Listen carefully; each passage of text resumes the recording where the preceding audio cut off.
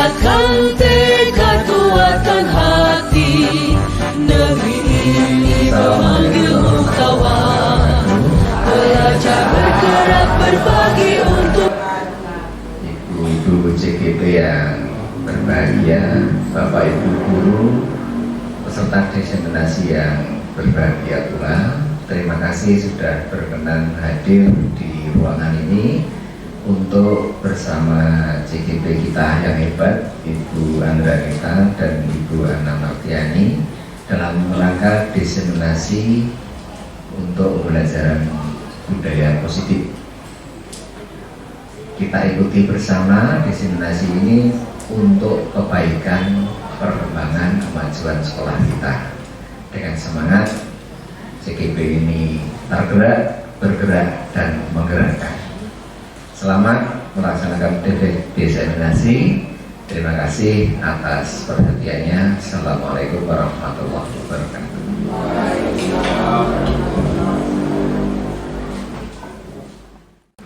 Assalamualaikum warahmatullahi wabarakatuh.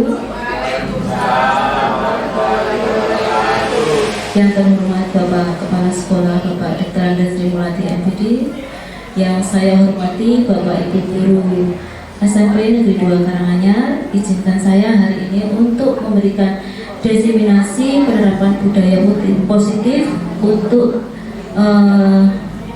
tugas aksi nyata 1.4 di program CGP Guru Penggerak Angkatan 9. Baik, sebenarnya budaya positif ini sendiri, saya berikan gambaran dulu Bapak Ibu sebelum saya memberikan materi. Budaya positif sendiri sudah kita lakukan di SMP Negeri 2 Karanganyar, di mana untuk SMP Negeri 2 Karanganyar sudah menerapkan budaya positif, yaitu yang pertama itu setiap hari Rabu kita sudah melakukan sholat duha bersama. Hari Kamis kita sudah melakukan siroh atau siraman rohani. Yang ketiga, setiap hari Jumat kita juga sudah melakukan untuk sholat Jumat bersama. Sedangkan setiap pagi dari guru piket sudah melakukan budaya positif, yaitu menyambut siswa-siswa yang datang dan menanyakan kabar serta memberikan motivasi supaya mereka bisa di dalam pembelajaran, mereka bisa lebih konsentrasi dan bahagia. Baik Bapak Ibu, saya akan memberikan materi tentang budaya positif. Di sini selain budaya positif, saya juga akan memberikan materi tentang segitiga restitusi. Adapun segitiga restitusi saya akan mencoba sedikit. Di sini kita akan membahas tentang bagaimana tindakan kita kepada murid kita apabila murid kita itu melakukan kesalahan. Apa yang harus kita lakukan? Yang ketiga, kita juga akan membahas tentang keyakinan kelas. Apa sih keyakinan kelas? Kenapa tidak peraturan saja? Kenapa kita harus memilih keyakinan kelas? Nah, kita akan mulai untuk designasi saya untuk program CGP Angkatan 9.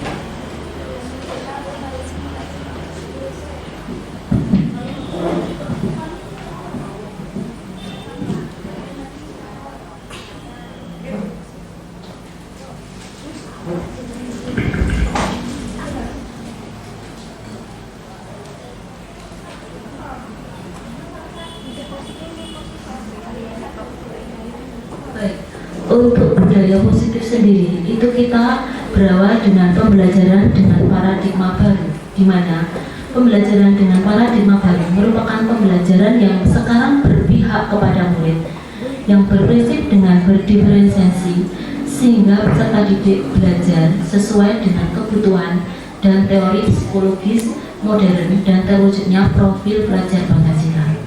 Sedangkan di SMP Negeri 2 sendiri kita juga sudah melakukan kurikulum Merdeka, di mana profil pelajar Pancasila juga sudah kita tanamkan di dalam kegiatan kita sehari-hari. Yang pertama adalah beriman dan bertakwa, mandiri, bernalar kritis, berkebinekaan global, bergotong royong, serta kreatif.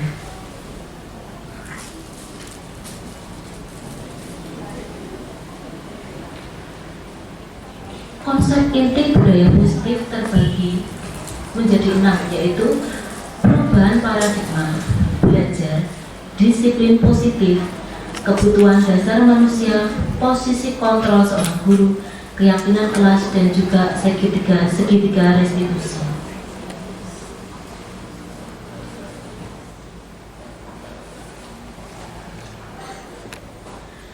Sebagai seorang manusia itu kita memiliki kebutuhan dasar, yaitu segala sesuatu yang kita lakukan untuk mendapatkan apa yang kita inginkan. Seluruh tindakan kita lakukan memiliki satu tujuan tertentu, yaitu memenuhi kebutuhan dasar dengan baik.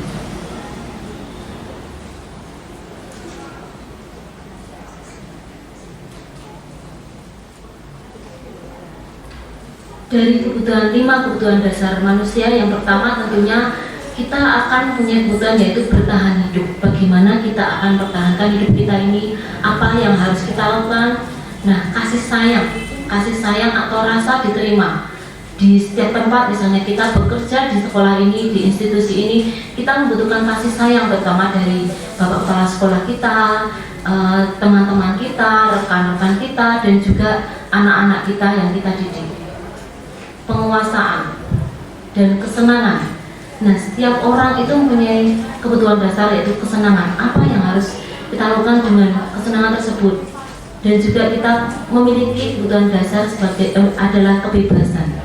Kadang kita kalau terkungkung dalam suatu lingkup yang menjara kita seakan tidak bebas, Bapak Ibu. Bagaimana kita bisa merasa bebas? Itu adalah kebutuhan dasar sebagai manusia.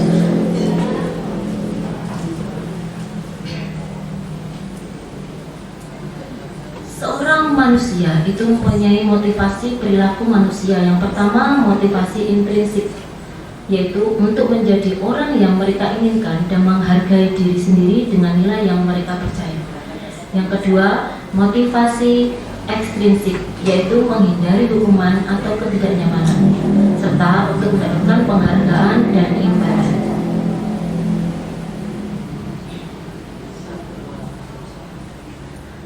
Seorang guru itu mempunyai 5 posisi kontrol di dalam penerapan kita dalam mendidik anak didik kita. Yang pertama sebagai penghukum, yang kedua pemantau, yang ketiga kita bisa sebagai teman, yang keempat sebagai pembuat merasa bersalah, yang kelima kita sebagai manajer.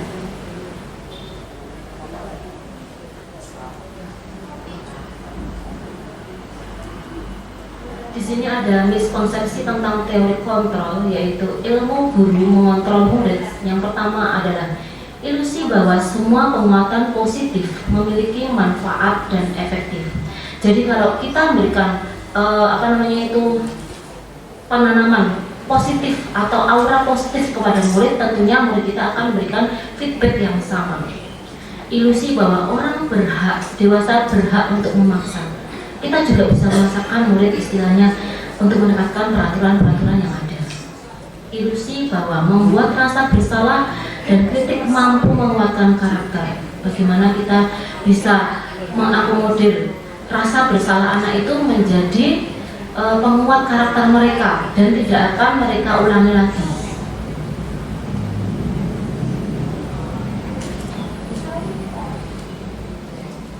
Nah, baik. Mungkin untuk budaya positif kita lanjutkan untuk keyakinan kelas.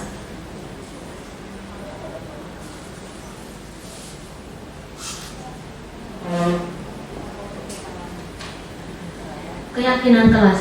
Pada saat seorang wali siswa pertama kali berada di suatu kelasnya, itu tidak pernah jauh dari yang namanya kita membuat keyakinan kelas bersama beserta didik kita. Dan kenapa kita tidak menyebut peraturan? Kenapa kita menyebutnya dengan keyakinan kelas? Karena kalau dengan peraturan itu seperti kita memaksakan, tetapi kalau dengan keyakinan kelas kita melibatkan seluruh warga kelas tersebut untuk bisa memberikan keyakinan kelas yang akan mereka yakini dari pertama kali mereka membuat sampai nanti mereka akan naik ke kelas berikutnya, dan mereka akan bersepakat tentang keyakinan kelas tersebut. Yang kedua, bersifat abstrak, berupa pernyataan universal dan dibuat dalam pernyataan yang positif serta bisa dipahami. Nah, Bapak Ibu, untuk membuat keyakinan kelas ini memang kita membutuhkan kerjasama dan saling melengkapi antara mungkin peserta didik kita dengan kita.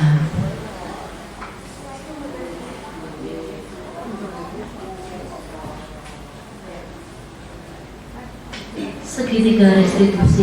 Apa itu segitiga restitusi? Adalah suatu proses dialog yang dijalankan guru atau orang tua agar dapat menghasilkan murid yang mandiri dan bertanggung jawab.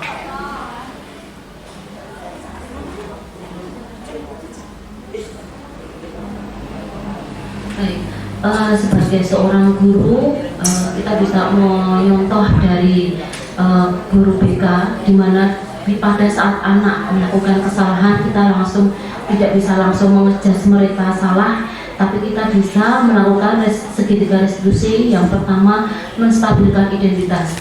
Pada saat anak salah, mereka saat bertengkar atau mereka saat memukul temannya, kita harus menstabilkan keadaan terlebih dahulu, tidak langsung mengejas mereka. Stabilkan keadaan, kita menstabilkan anak, kita leremkan anak, baru kita akan menanyakan keyakinan dan melakukan validasi tindakan yang salah.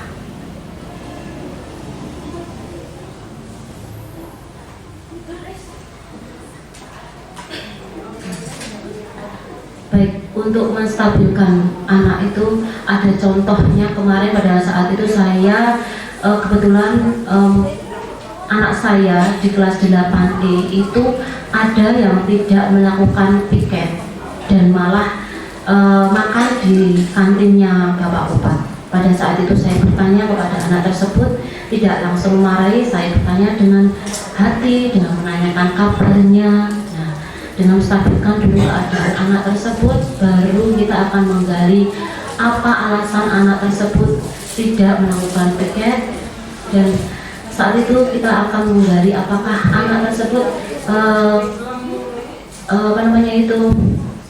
alasannya apakah tepat atau tidak. Setelah itu baru kita akan menanyakan kepada anak tersebut tentang keyakinan kelas yang sudah dibuat. Nah, pada saat menanyakan keyakinan ini kita akan berprinsip pada teori kontrol, yaitu pada dasarnya kita termotivasi secara intrinsik. Nah, pada saat keyakinan kelas ini kita bina, kita akan mengulang keyakinan kelas yang sudah mereka sepakati bersama. Keyakinan kelas apa yang telah kamu langgar, kamu ingin menjadi orang seperti apa, menurutmu kelas yang ideal itu seperti apa. Dan pada saat anak yang merasa bersalah tersebut, nanti kita akan memberikan motivasi dan memberikan tanggung jawab. Anak tersebut akan menjadikan kesalahan itu sebagai motivasi untuk menjadi yang lebih baik.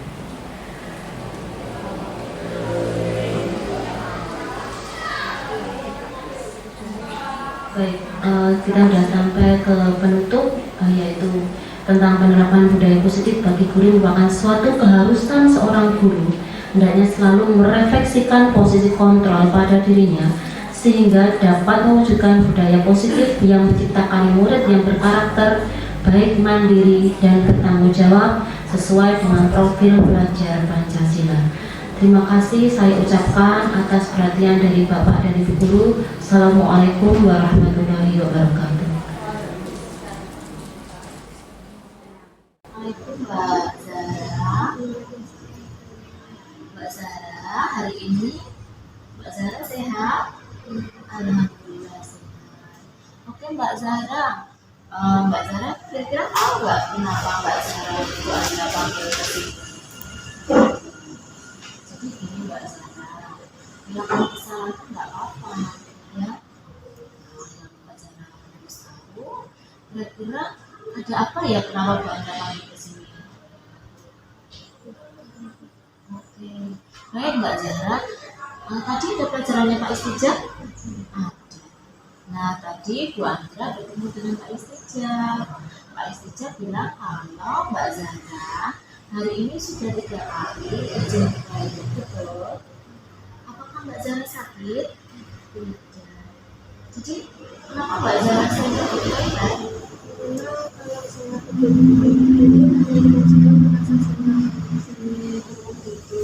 Jadi pada saat kamu beritahu itu teman-teman kamu merasa senang.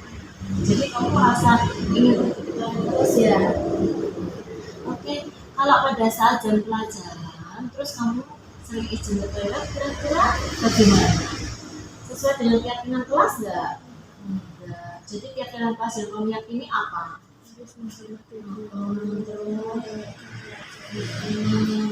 Mengikuti pelajaran, ya. Jadi kalau kamu meninggalkan kelas, tidak menghormati guru dengan ke toilet, kira-kira itu salah nggak? Salah. Kalau udah tahu salah, kira-kira nggak Zahra mau nggak memperbaikinya? Nah, gimana Mbak Zahra? Itu ya. Jadi ke depan Mbak Zahra kalau mau ke toilet ya boleh saja, tapi tidak 1 jam pelajaran Mbak Zahra ke toilet sampai 5 kali, gitu ya Mbak Zahra. Bu Andra, terima kasih sudah kesini. Besok jangan diulangi lagi ya. Jadi anak yang sukses ya sayang. Sudah deh. Assalamualaikum, bisa kembali ke kelas. Assalamualaikum Revan. Salam. Baik, Revan hari ini sudah sarapan? Baik Revan, hari ini Bu Andra manggil Revan. Kira-kira Revan tahu nggak kenapa Bu Andra panggil? Tidak tahu. Tidak tahu. Oke Revan, tadi Bu Andra itu dapat informasi dari teman kamu Revan. Kalau Revan hari ini tidak piket. Ya, karena lupa kalau hari ini hari Selasa. Oke, Revan lupa ya hari ini hari Selasa. Terus tadi Revan kemana Revan tidak piket? Jajan di warungnya Pak Upat. Oh, jajan di warungnya Pak Upat ya. Belum sarapan? Belum. Baik Revan, tadi Revan tidak piket dan lupa kalau ini hari Selasa ya Revan ya. Kira-kira kenapa sih alasan Revan apa sih kenapa nggak piket hari ini? Karena bosan akan tidak bisa. Oh, bosan membersihkan kelas ya, membersihkan kelas terus gitu ya. Jadi selama ini Revan membersihkan kelas sendirian. Oh, teman-teman tidak membantu? Tidak. Revan, baik, mungkin Revan merasa bosan. Ya. Nah, tapi kira-kira kalau meninggalkan piket itu sesuai dengan keyakinan kelas tidak? Tidak sesuai. Kira-kira keyakinan kelas yang harus kamu ingat apa Revan?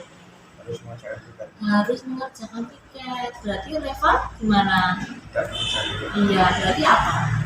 Salah atau enggak? Salah. Oke Revan, kalau Revan sudah tahu salah, kira-kira Revan mau memperbaiki enggak? Oh, Jadi gimana Revan? Kira-kira kamu mau memperbaikinya bagaimana? jadi penanggung jawab kita. Menjadi penanggung jawab piket baik, luar biasa ya Revan ya. Jadi mulai besok Revan harus menjadi penanggung jawab piket di mana? Di kelas. Oke Revan, terima kasih atas waktunya. Jadi anak sukses ya Le. Ya. Oke, assalamualaikum Revan, nanti bisa kembali ke kelas.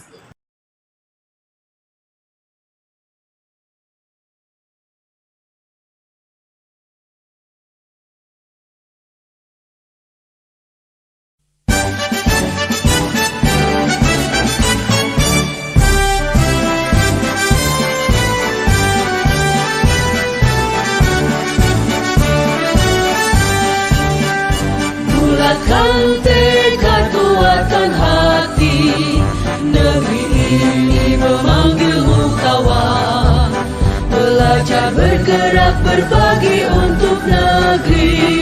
Guru penggerak majukan pendidikan.